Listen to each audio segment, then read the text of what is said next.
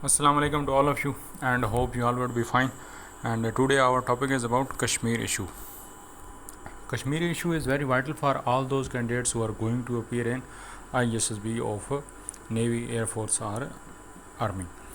آپ P M A long course کے جب انیشیل انٹرویو میں اپیئر ہوتے ہیں تو اس سے پہلے آپ سے 2 ایسے لکھوائے جاتے ہیں، ایک اردو میں ایک انگلش میں.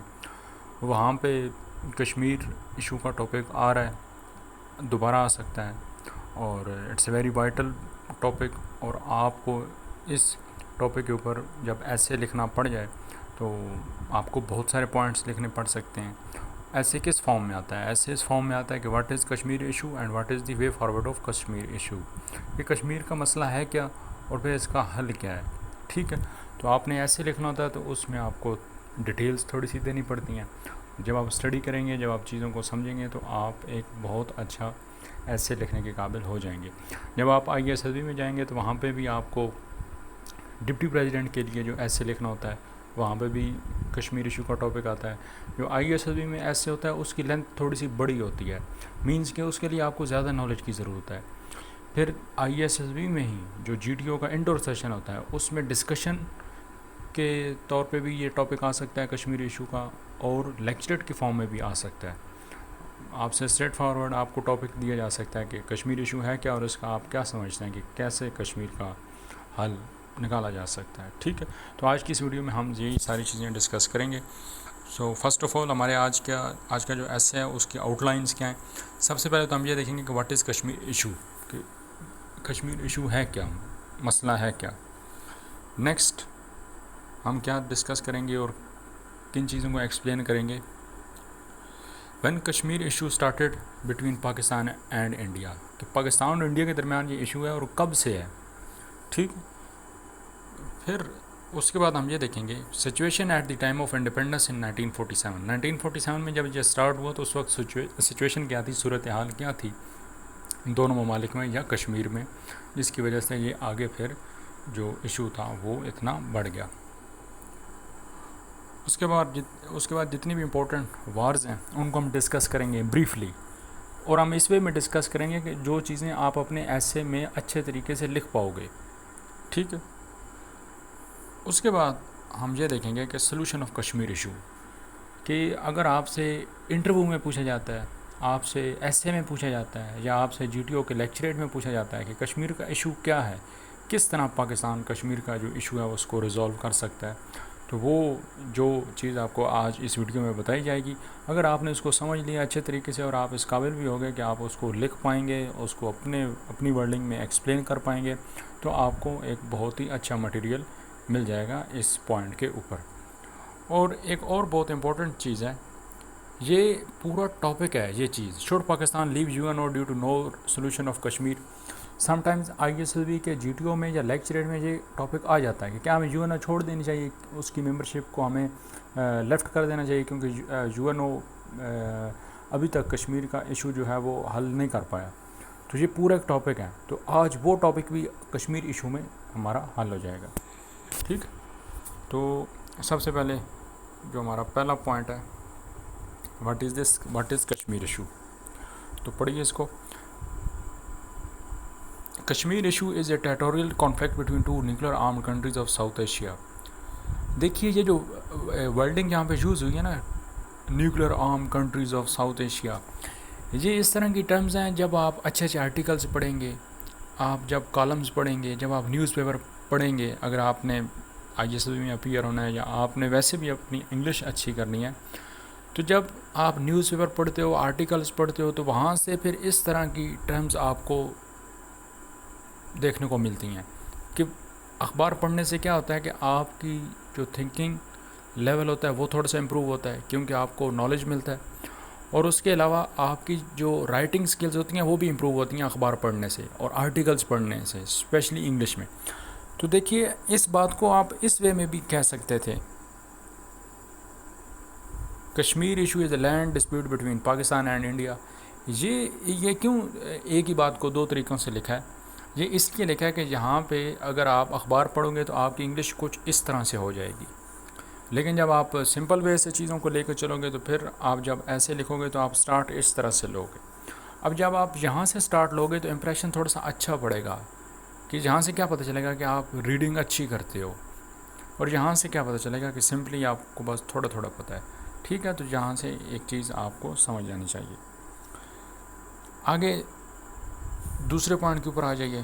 وہ کیا ہے؟ When Kashmir issue started between Pakistan and India. دونوں کنٹریز کے درمیان کب اسٹارٹ ہوا؟ Kashmir issue started following the independence in 1947 from British Raj in India. جب انڈیپینڈنس ملی دونوں کنٹریز کو برٹش راج سے، انگلینڈ سے، تو اس کے بعد یہ ایشو اسٹارٹ ہوا. یہ جہاں پہ لفظ یوز ہوا ہے following the independence. Following the independence کا مطلب یہ ہے کہ ایک طرف انڈیپینڈنس ہوئی، یہ 1947 میں انڈیپینڈنس ہوئی، اور اس مسئلے نے آگے فالو کیا اس کشمیر کے ایشو کو. تو فالوئنگ کا مطلب یہ ہوتا ہے کہ ایک ایونٹ ہوا اور اس کے بعد جو کشمیر کا ایشو ہے وہ سٹارٹ ہوتا ہے. ٹھیک ہے، اس کو آپ اب اپنی ورڈنگ میں اس کو سمپل وے میں بھی لکھنا چاہیں، Kashmir issue started after the independence of Pakistan and India from British Raj اور from U K, from England, کچھ بھی اگر آپ اس طرح لکھنا چاہیں تو اور اچھا ہو جائے گا. ٹھیک ہے، now we are going to move to our third point which is about situation at the time of independence in 1947. کہ جب آزادی ملی تو اس وقت صورتحال کیا تھی. یہ جتنی بھی چیزیں ہیں یہ بہت امپورٹنٹ ہیں، آپ نے ان کو بہت اچھے طریقے سے پریپیئر کرنا ہے، لکھنا ہے اور ایکسپلین بھی آپ نے کرنا ہے. جب غور سے پڑھیں گے تو ایک ایک چیز آپ کو سمجھ آ جائے گی. پڑھیے سب سے پہلے کیا ہے، Muslims population more than 70%. Kashmir میں کیا تھا، رک جائیے. So now we are going to move toward third point which is about situation at the time of independence in 1947. کہ جب یہ کشمیر کا ایشو سٹارٹ ہوا تو اس وقت صورتحال کیا تھی اور کیا کیا ایونٹس تھے جن کی وجہ سے یہ مسئلہ بنا، یا اس کی ایک پیچھے اس کا ان ایونٹس کا جو بیک گراؤنڈ ہے وہ کیا ہے. سب سے پہلے اس کو غور سے پڑھیے، جہاں سے کیا ہمیں پتہ چلتا ہے. According to partition agenda between Pakistan and India, کہ جو پاکستان اور انڈیا کے درمیان جو پارٹیشن کا ایجنڈا تھا، جو طے پایا تھا کہ پارٹیشن کس طرح ہوگی، علیحدگی کس طرح ہوگی. اٹ واز ڈیسائیڈڈ، یہ طے کیا گیا تھا that Muslim majority areas can merge with Pakistan, کہ جو مسلم پاپولیشن کے ایریاز ہیں وہ پاکستان کے ساتھ جا سکتے ہیں. نیکسٹ کیا ہے، with Pakistan and Hindu majority areas can merge with India, اور جن علاقوں میں ہندو زیادہ ہیں وہ انڈیا کے ساتھ جا سکتے ہیں. نیکسٹ، یہ بہت امپورٹنٹ چیز ہے، with keeping geographic possibilities under consideration. دوبارہ پڑھیے، with keeping geographic possibilities under consideration. اس کا مطلب یہ ہے، لیٹس سپوز یہ پاکستان ہے،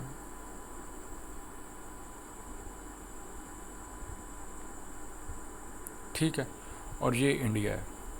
اب انڈیا کے اس علاقے میں کچھ مسلمان رہتے ہیں. ایجنڈا تو یہی ہے کہ جہاں پر مسلمان زیادہ رہتے ہیں وہ پاکستان کے ساتھ جائیں گے. لیکن اب یہاں پہ بیچ میں ادھر دوبارہ انڈیا کی زمین ہے، یہاں پہ مسلمان ہے، یہاں پہ پاکستان ہے. تو یہ جیوگرافک جو کنسیڈریشن ہے وہ پوری نہیں ہو رہی، کہ آپ نے جیوگرافی کو بھی مد نظر رکھنا ہے کہ زمینی راستہ آپ کا ہے کہ نہیں ہے، یا یہ پاسبل بھی ہے کہ نہیں، کہ یہ پاسبل ہے کہ آپ ان کے ساتھ جا سکتے ہو، یہ بھی آپ نے دیکھنا ہے. لیکن کشمیر جو آزادی کا ہمارا ایجنڈا تھا، جو آزادی کا جو ایگریمنٹ تھا یا جو طے پایا تھا، ہر لحاظ سے کشمیر پاکستان کے ساتھ جا رہا تھا، جانا چاہیے تھا. پاپولیشن بھی وہاں پہ زیادہ تھی، جیوگرافیکلی بھی کشمیر پاکستان کے ساتھ زیادہ لگتا ہے. انڈیا کے بعد جب انہوں نے ٹنلز بنائے آزادی کے بعد، تو اس وقت انہوں نے خود آرٹیفیشل کنیکٹیوٹی کی ہے انڈیا نے کشمیر کے ساتھ. آزادی سے پہلے جو کنیکٹیوٹی تھی کشمیر کی وہ پاکستان کی سائڈ سے ہی تھی. تو کشمیر کو تو ہر اینگل سے پاکستان کے ساتھ جانا چاہیے تھا شروع سے ہی، لیکن کیوں نہیں پاکستان کے ساتھ جا سکا، جب پڑھیں گے پتہ چل جائے گا. تو یہ چیز کور ہو گئی. لیکن اور اس کے علاوہ ایک اور چیز بھی طے پائی کہ اگر وہ اسٹیٹس چاہیں تو وہ انڈیپینڈنٹ بھی رہ سکتی ہیں. اور even they can remain independent. لیکن کشمیر میں کیا ایشو تھا؟ کشمیر میں کیا سچویشن تھی؟ Muslim population more than 70%. Ruler of Kashmir was non Muslim. ٹھیک ہے، یہ یہاں پہ مسلم اسکپ ہو گیا، مس ہو گیا، پیسٹ نہیں ہوا. تو یہ اصل میں ایشو تھا کشمیر کی ویلی میں کہ جو راجا تھا وہ نان مسلم تھا. مسلم پاپولیشن ان کشمیر مور دین 70%، اور رولر جو تھا وہ نان مسلم تھا. اور رولر کا نیم کیا تھا؟ Raja Hari Singh. Ruler of Kashmir during 1947 was Raja Hari Singh. تو اب اس ہری سنگھ نے کیا ڈیسائیڈ کیا، اس نے کیا فیصلہ لیا، اس کا کیا رول تھا کشمیر کے ایشو میں؟ Hari Singh decided to remain independent. He refuse to merge with Pakistan as he was non Muslim. وہ خود کیونکہ نان مسلم تھا، ہندو تھا، تو اس نے پاکستان کے ساتھ مرج کرنے سے انکار کر دیا. And also he was enable to merge with India. وہ انڈیا کے ساتھ بھی نہیں جا سکتا تھا. وائی؟ کیونکہ اس کی اپنی پاپولیشن مسلمانوں کے اوپر محیط تھی. ٹھیک ہے، تو ابھی دیکھیے کہ یہ جو وارز ہوئیں، سب سے پہلے 1947 میں ہی ہماری پہلی وار کشمیر کے اوپر سٹارٹ ہو گئی تھی. آزادی کے بعد اکتوبر میں یہ وار سٹارٹ ہو گئی تھی. اب وہ وار پہلی کیسے سٹارٹ ہوئی، پڑھتے ہیں اس کو. First war over Kashmir.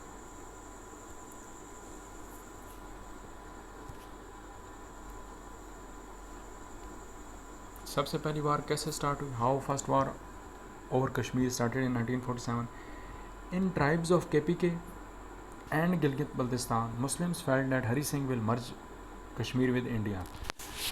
KPK جو موجودہ آج کا KPK ہے، اس وقت اس کو NWFP کہتے تھے.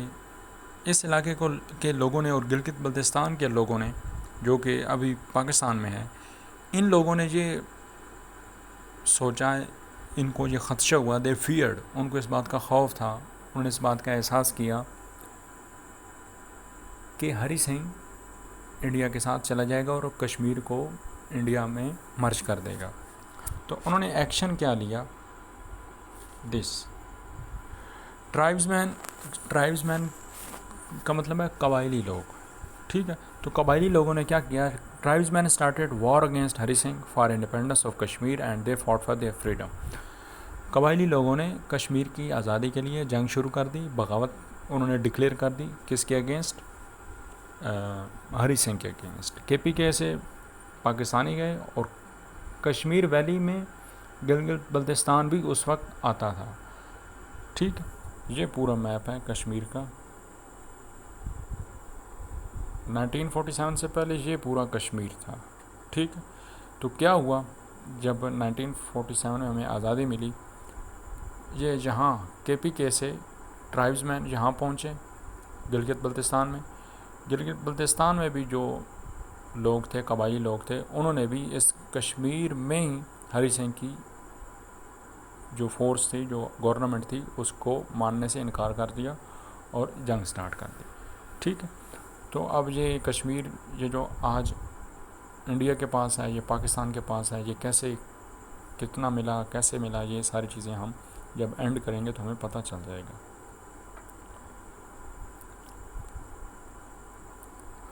تو ہوتا کیا ہے، ٹرائبز مین لڑتے ہیں، پاکستان آرمی کی ان کو پوری سپورٹ ہوتی ہے، قائد اعظم کی ان کو پوری سپورٹ ہوتی ہے.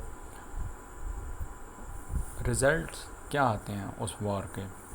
Cease fire in 1948 due to UN کی وجہ سے، UN کے کمیشن کی وجہ سے سیز فائر ہوتا ہے. سیز فائر کا مطلب ہوتا ہے جنگ بندی.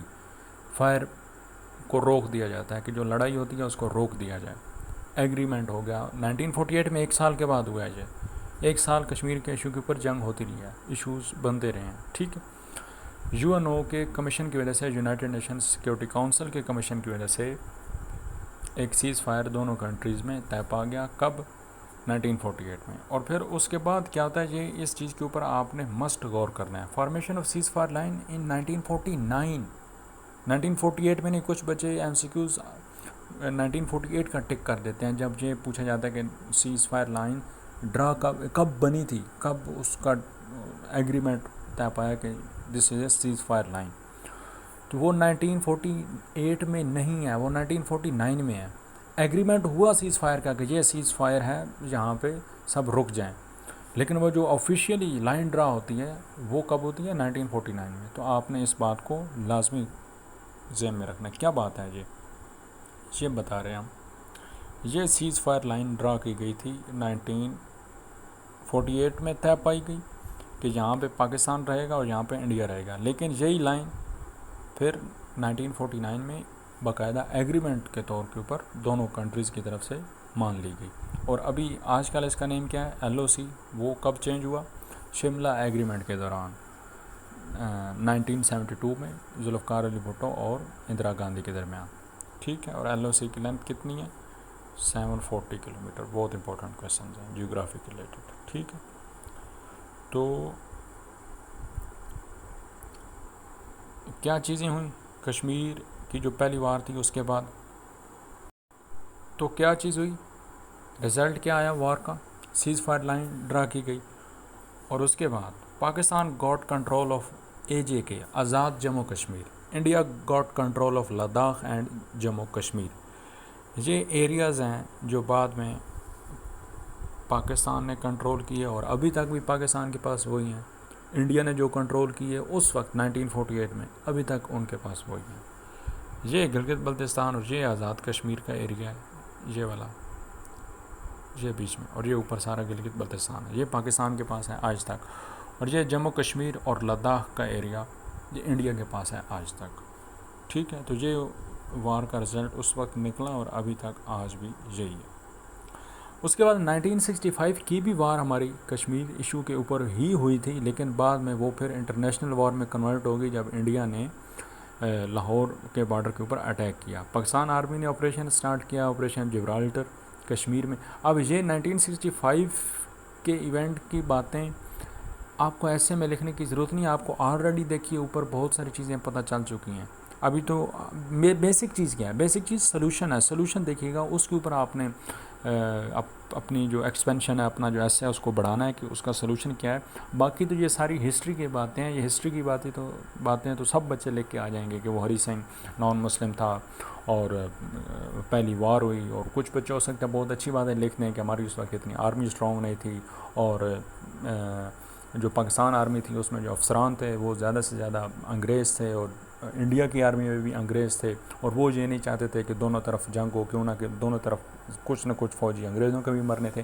اس طرح کی باتیں کچھ بچے لکھتے ہیں جن کو تھوڑی بہت چیزوں کا پتہ ہوتا ہے، ٹھیک ہے۔ لیکن اگر آپ کو کشمیر ایشو کے بارے میں کچھ بھی نہیں پتہ تو جو باتیں اوپر آپ کو بتائی گئی ہیں کم سے کم اگر آپ وہ لکھ دیں تو کہیں نہ کہیں پتہ چل جائے گا کہ ہاں آپ نے کچھ نہ کچھ اسٹڈی کی ہوئی ہے، ٹھیک ہے۔ لیکن 1965 کی وار کے جتنے بھی ایونٹس ہیں ان کو لکھنے کی ضرورت نہیں ہے، آپ کے پاس آلریڈی اور بہت سارا ڈیٹا ہے۔ 1999 کی کارگل وار تو آپ اور نہیں لکھ سکتے، کیوں نہ کہ اس میں پاکستان آرمی کا جو آفیشیل کلیم ہے وہ تو ہے ہی نہیں کہ ہم گئے تھے وہاں، ٹھیک ہے۔ تو صرف آپ نے جو پہلی وار ہے اس کا ذکر کیجیے، اور اس میں بھی فیکٹس اینڈ فگرز کے ساتھ بتائیے کہ جو ٹرائبس مین تھے انہوں نے انیشیٹو لیا، انہوں نے پیش قدمی کی، انہوں نے وار کی ہری سنگھ کی گورنمنٹ کے خلاف، اور پھر ہوا کیا؟ 1948 کے بعد ایک سیز فائر لائن ڈرا کی جاتی ہے، اور وہ ریکگنائز دونوں کنٹریز کی طرف سے کی جاتی ہے 1949 میں، اور آج تک وہ ہی ایریا دونوں کنٹریز کے پاس ہیں۔ ابھی یہ مین ٹاپک ہے آپ کا کہ اس کا سلوشن کیا ہے، اس کا حل کیا ہے کشمیر ایشو کا، کس طرح ہم کشمیر کے ایشو کو حل کر سکتے ہیں، یا کس طرح جو کشمیر میں معصوم مسلمانوں کو مارا جا رہا ہے کم سے کم ان کی جانوں کو ہم بچا سکتے ہیں، وہاں پہ جو ایٹروسٹیز کی جا رہی ہیں، جو نسل کشی کی جا رہی ہے مسلمانوں کی، ہم اس کو رکوا سکتے ہیں، ٹھیک ہے۔ تو ان چیزوں کے لیے آپ نے اس اب ٹاپک کو غور سے پڑھنا ہے، اور اس کی آپ نے اسی طرح پریپریشن کرنے کی کوشش کرنی ہے۔ پڑھیے یہ کیا لکھا ہوا ہے سب سے پہلے اس پیراگراف میں، it is very vital to keep under concentration, اس بات کے اوپر غور کرنا بہت ضروری ہے، کیا that nowadays all countries have relations with other countries on the basis of interest, economy, trade, agreement and mutual cooperation. آج کی جو دنیا ہے اس میں جتنے بھی ممالک ہیں، جتنے ممالک کے بھی ایک دوسرے کے ساتھ ریلیشنز ہیں، تعلقات ہیں، وہ ایک مشترکہ مفاد کی بیس کے اوپر ہیں، اور وہ مفادات کون سے ہیں؟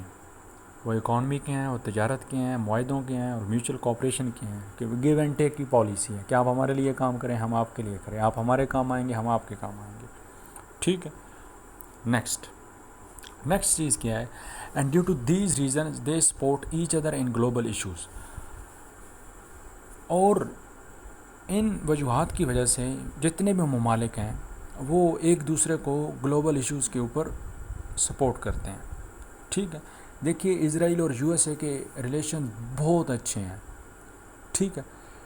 تو یو این او کی سیکورٹی کونسل میں اسرائیل کے اگینسٹ قرارداد پاس ہوتی ہے کہ اس کو فلسطین کے مسلمانوں کے اوپر ظلم نہیں کرنا چاہیے، غزہ کے مسلمانوں کے اوپر ظلم نہیں کرنا چاہیے. ٹھیک ہے. لیکن کیا ہوتا ہے، امریکہ ایک ویٹو کرتا ہے اور وہ ریزولوشن پاس نہیں ہو پاتی. اب اس میں کیا چیز ہے؟ اس میں انٹرنیشنل ریلیشنز آپ کو نظر آتے ہیں کہ کنٹریز کے آپس میں مفادات اتنے اسٹرانگ ہیں.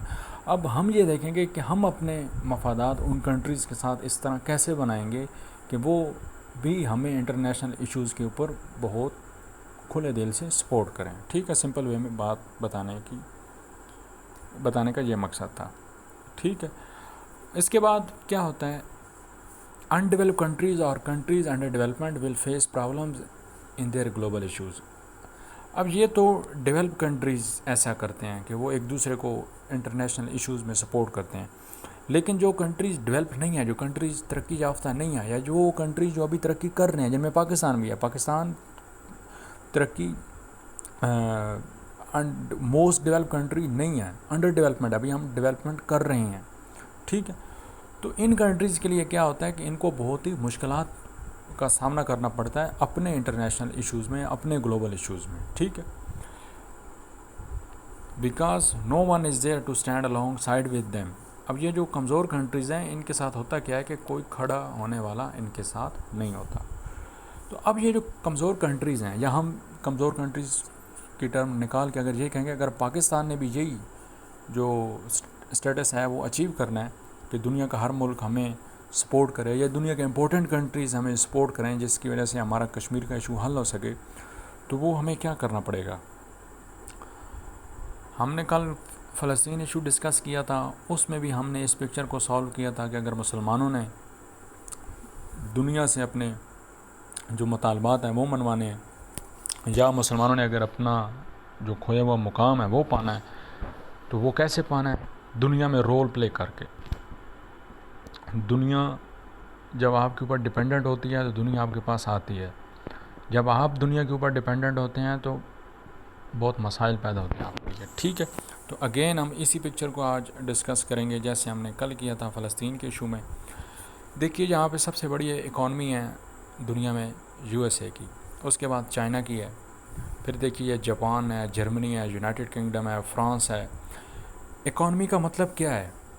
اکانومی کا مطلب یہ ہے کہ یہ وہ کنٹریز ہیں جو سب سے زیادہ ایکسپورٹس کرتے ہیں. ایکسپورٹ مینز کہ اب چیزیں بناتے ہیں، مینوفیکچرنگ کرتے ہیں، ان کی پیداوار بہت زیادہ ہے.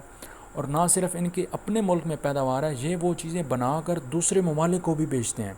ان میں موبائلز ہو سکتے ہیں، ان میں کمپیوٹرز ہو سکتے ہیں، ان میں ٹیکنالوجی ہو سکتی ہے، میڈیسنز ہو سکتی ہیں، ان میں بہت ساری آپ کی پروڈکٹس ہیں، مینوفیکچرنگ ہے آپ کی. تو جب اس طرح کے کنٹریز یہ چیزیں بناتے ہیں اپنے اپنے ملکوں میں، تو یہ دوسرے ممالک میں بھیجتے ہیں، اور جن ممالک میں یہ بھیجتے ہیں وہ ممالک ان کے اوپر ڈپینڈنٹ ہوتے ہیں. ان ممالک کو ان کی ضرورت ہوتی ہے. ٹھیک ہے. نیکسٹ، اب یہ جو کنٹریز ہیں یہ نہ صرف اپنے ڈیفنس میں اسٹرانگ ہیں، بلکہ یہ ڈیفنس کے جتنے بھی ویپنز ہیں یہ سارے ممالک یہ بنا کر ان کو پوری دنیا میں ایکسپورٹ کرتے ہیں. اگین یہ جو انڈر ڈیولپ کنٹریز ہیں یہ پھر ان کے اوپر ڈیپینڈنٹ ہو جاتے ہیں. ان کنٹریز کو، جو انڈر ڈیولپ کنٹریز ہیں، ان کو ڈیولپ کنٹریز کی ضرورت ہوتی ہے. ٹھیک ہے. تو جب یہ ڈیولپ کنٹریز کے پاس پاور ہوگی اور ان کنٹریز کے پاس پاور نہیں ہوگی اور ان کے مسائل ہوں گے، تو بہت مشکل ہے کہ یہ کنٹریز ان کے مسائل حل کریں. تو اس کے لیے ضروری کیا ہے؟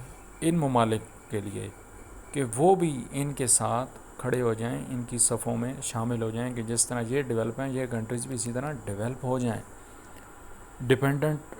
ڈپینڈنسی سے نکل کر انڈیپینڈنسی کے باکس میں آ جائیں۔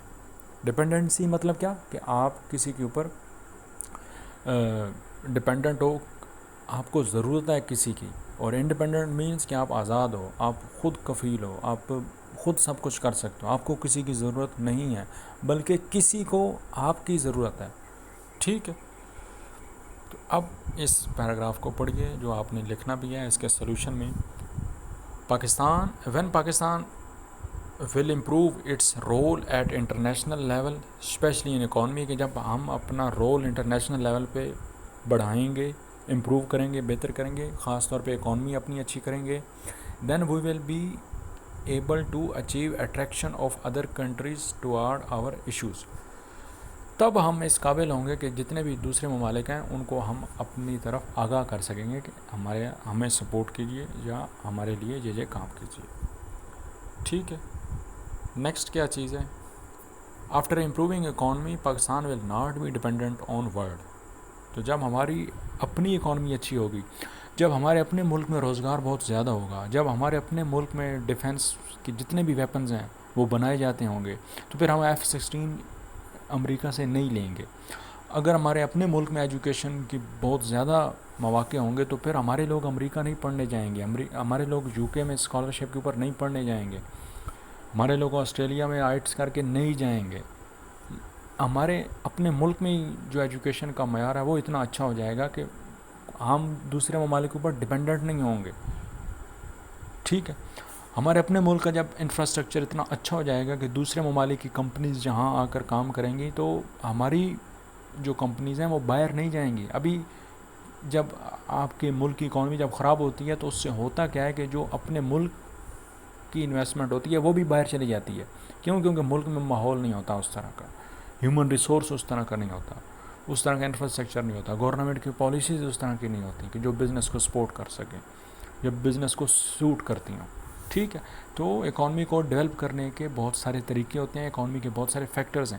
اکانومی کا بھی ایک پورا ٹاپک ہے، ہم کسی دن اس کو ڈسکس کریں گے کہ ہم اکانومی کو کس طرح امپروو کر سکتے ہیں، اکانومی میں کیا کیا چیزیں ہیں، ایجوکیشن کا کیا رول ہے اکانومی میں، پیس کا کیا رول ہے اکانومی میں، ہیومن ڈیولپمنٹ کا کیا رول ہے اکانومی میں، تو یہ ساری چیزیں آپ کو پتہ ہونی چاہیے۔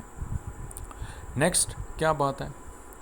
Rather world would be dependent on Pakistan, جب یہ پہلا پوائنٹ کلیئر ہو جائے گا کہ ہم دنیا کے اوپر ڈپینڈنٹ نہیں ہوں گے تو پھر ہوگا کیا؟ اگر ہم ڈیولپ کر گئے تو دنیا ہمارے اوپر ڈپینڈنٹ ہوگی۔ ٹھیک ہے، تو مسئلہ کیا ہے؟ Still Pakistan is dependent on world in terms of technology, imports, international trade, education, defence imports and training. ایک ایک چیز کو ڈسکس کرتے ہیں۔ ابھی ہم دنیا کے اوپر ڈپینڈنٹ ہیں، ہمیں ٹیکنالوجی باہر سے لینی پڑتی ہے، ہمارے یہاں ٹیکنالوجی نہیں ہے۔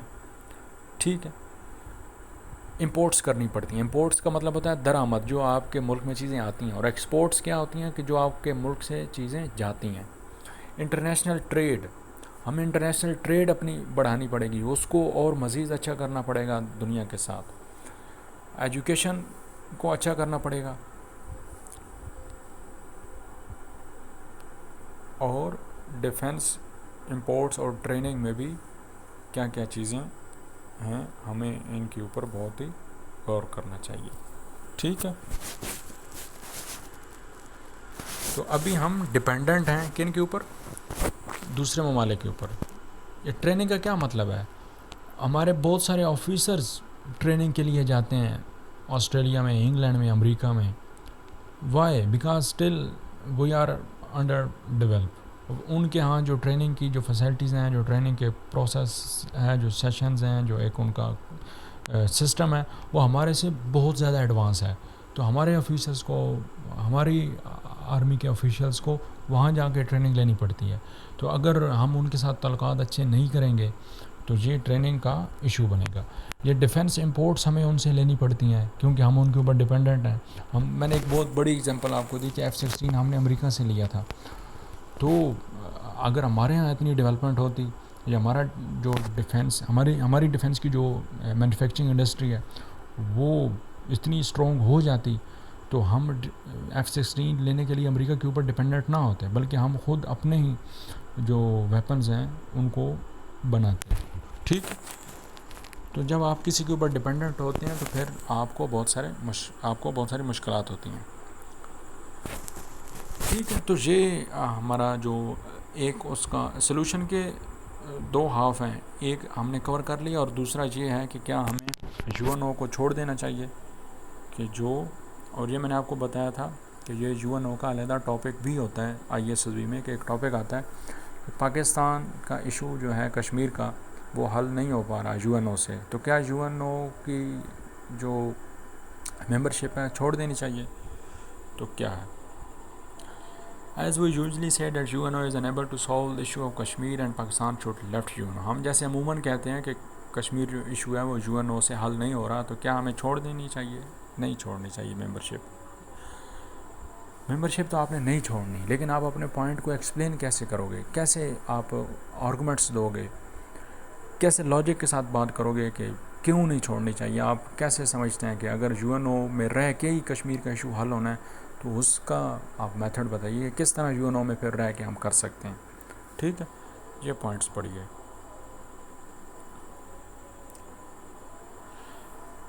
وائل ان ریالٹی، جب کہ حقیقت میں ہے کیا، ایف وی سی اگر ہم دیکھیں، Pak position is like lawyer and U N O position is like court. اب یہ جو یو این او کا ٹاپک ہے کہ کیا پاکستان کو یو این او کو لیفٹ کر دینا چاہیے، اس کے لیے آپ نے یہ دو چیزیں جو ٹرمز میں نے آپ کو انٹروڈیوس کی ہیں، لائر کی اور کورٹ کی، یہ آپ نے یاد رکھنی ہے. آپ کبھی بھی یہ ٹاپک بھولو گے نہیں. کیا مطلب ہے یہ وکیل اور کورٹ کا مطلب؟ ایف وی سی اگر ہم دیکھیں، Pak position is like lawyer, Pakistan کی جو حیثیت ہے، پاکستان کی جو پوزیشن ہے وہ ایک وکیل کی طرح ہے یو این او میں. And U N O position is like court, اور یو این او کی جو پوزیشن ہے وہ ایک عدالت کی طرح ہے. Now it depends upon lawyer preparation that how effectively lawyer represent his case in front of court. اب یہ وکیل کی جو تیاری ہے اپنے کیس کے ریلیٹڈ، اس کے اوپر منحصر کرتا ہے کہ عدالت اس کے خلاف اور اس کے حق میں کیا فیصلہ دیتی ہے. اب اگر وکیل خود اتنا افیکٹو نہیں ہے، وکیل کی تیاری نہیں ہے، وکیل اس سارے پروسیس کو پورا نہیں کرتا جو ضروری ہے اس کا کیس جیتنے کے لیے، تو عدالت کبھی بھی اس کی خواہشات کے اوپر فیصلہ نہیں دے گی. ٹھیک ہے. آگے یہ لکھا بھی ہوا ہے،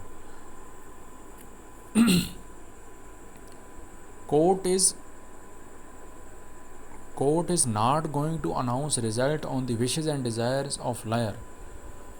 عدالت کبھی بھی وکیل کی خواہش کے اوپر فیصلہ نہیں کرتی کہ یہ میں چاہتا ہوں کہ یہ کام کر دیا جائے، یا آپ کی شفقت ہوگی کہ آپ یہ کام کر دیں، یہ فیصلہ اس طرح سنا دیں. کبھی بھی عدالت اس طرح نہیں کرتی. عدالت کب فیصلہ کرتی ہے؟ جب وکیل پورے پروسیس سے گزرتا ہے، پوری افیکٹو طریقے سے اپنے کیس کو ریپرزینٹ کرتا ہے، لاجکس دیتا ہے، اس کے لیے کام کرتا ہے. یہ ایک ایگزامپل تھی. اب اس ایگزامپل کو کشمیر کے ایشو کے ساتھ پریکٹیکلی ہم کنورٹ کرتے ہیں. وہ کیا اس کا مطلب ہے؟ اب اس کا نیچے مطلب لکھا ہوا ہے کہ یہ وکیل اور عدالت کی جو ایگزامپل ہے اس کو آپ کس طرح پریکٹیکلی کنورٹ کرو گے. It means Pakistan must be strong enough to attract other countries over the issue of Kashmir. اس کا مطلب یہ ہے کہ جو کشمیر ایشو کا روڈ میپ ہے، جو رستہ ہے، وہ یہ ہے کہ اس رستے میں ہمیں اور بہت سارے کنٹریز چاہیے اپنے ساتھ. یہ روڈ میپ ہے کشمیر ایشو کا. It means that Pakistan must be strong enough to attract other countries over the issue of Kashmir. اب یہ پاکستان ایک وکیل ہے، لائر ہے، اور اس لائر کی ذمہ داری کیا ہے کہ یہ دنیا کے دیگر ممالک کو بھی اپنے ساتھ میں لائے. انٹرنیشنل ایشو ہے نا، تو انٹرنیشنل ایشو کیسے حل ہوگا جب دنیا آپ کے ساتھ ہوگی؟ تو دنیا ہمارے ساتھ کیوں نہیں ہے؟ ہم نے اوپر ڈسکس کیا کہ ہم دنیا کے اوپر ڈپینڈنٹ ہیں، تو دنیا کبھی بھی ہماری بات نہیں سنے گی. تو دنیا ہمارے اوپر ڈپینڈنٹ کب ہوگی؟ جب ہم ڈیولپ ہوں گے، جب ہم ترقی کریں گے. ٹھیک ہے. Otherwise countries will not go with Pakistan until Pakistan will be unable to play a vital role in the world. تو اس کے علاوہ کبھی بھی دنیا کے جتنے بھی ممالک ہیں وہ ہمارے ساتھ نہیں جائیں گے جب تک ہمارا رول پلے دنیا میں اسٹرانگ افیکٹو نہیں ہوگا. ٹھیک ہے, بہت شکریہ. میں امید کرتا ہوں آپ کو اس ٹاپک سے بہت ساری نئی چیزیں سیکھنے کو ملی ہوں گی. کوئی بھی پوائنٹ اگر آپ کو سمجھ نہیں آیا, آپ انڈیویجول کلاسز میں دوبارہ پوچھ سکتے ہیں, اور اپنی محنت کرتے رہیے, انشاءاللہ آپ کامیاب ہوں گے.